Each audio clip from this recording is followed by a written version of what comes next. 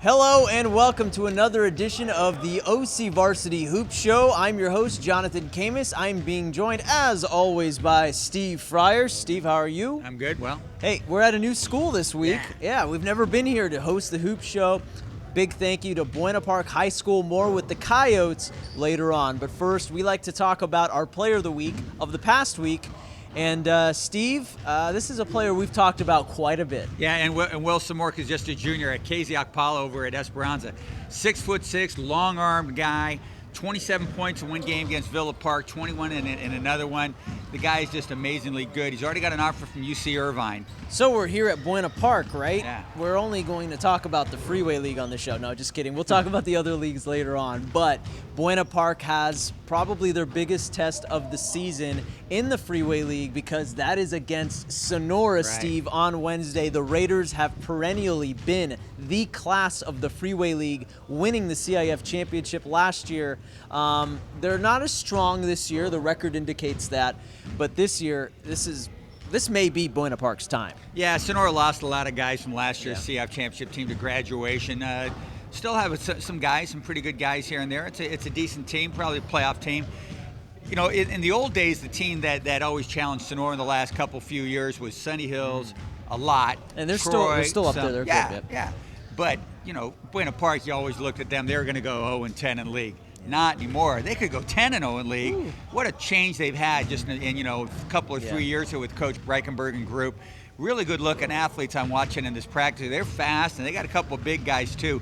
They look pretty formidable to me. So what caused this amazing turnaround from worst to first? We talked to the coach and the Coyotes about it. Here's what they had to say.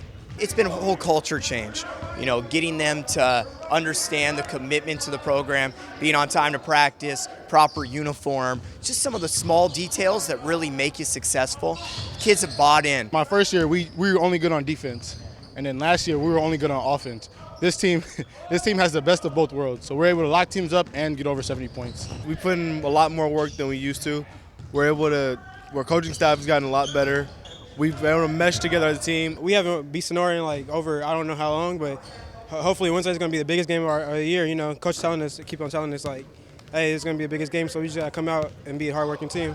All right, our thanks to the Coyotes for the hospitality. We will now transition to the Sunset League, where the two best in the league will clash once again this Friday night, Steve. It is Edison at Los Alamitos. Actually, nope, Huntington Beach. Yeah, that was the game previously where Los Alamitos beat Edison.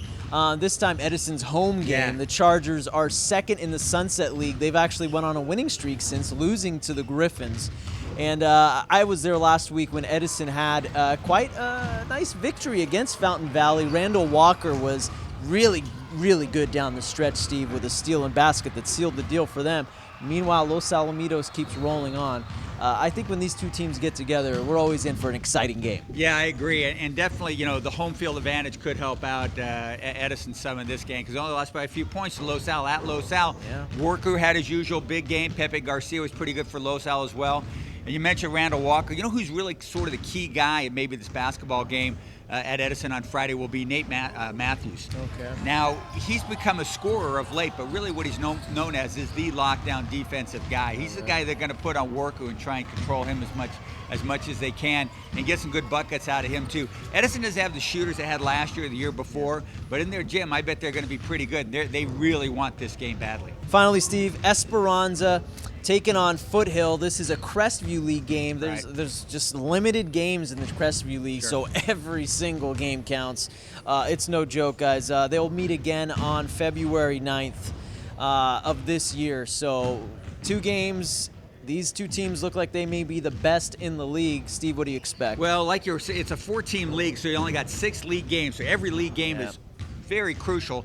And in a 4-team league, only the top 2 finishers are guaranteed, entry into the playoffs. So, yeah, these games are great.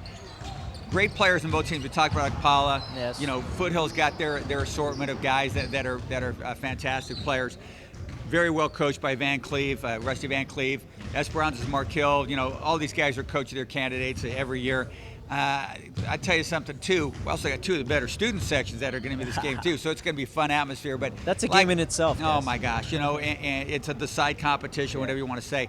But with only 6 league games, boy oh boy, these games are very, very critical. Absolutely. Look out for the Arujo boys out at Foothill. So that's what's going down this week for the OCVarsity Hoop Show. Once again, thank you for watching. I'm your host, Jonathan Khamis. Steve Fryer to my left. We're going to enjoy some Freeway League action this week. We'll be here on Wednesday to catch Buena Park to see if they can take down the Giants in the Sonora Raiders. And add a number to that big banner up there. Last time, 1992, Yep. and Sonora's had quite a run since then. We'll see if this is the year it finally ends.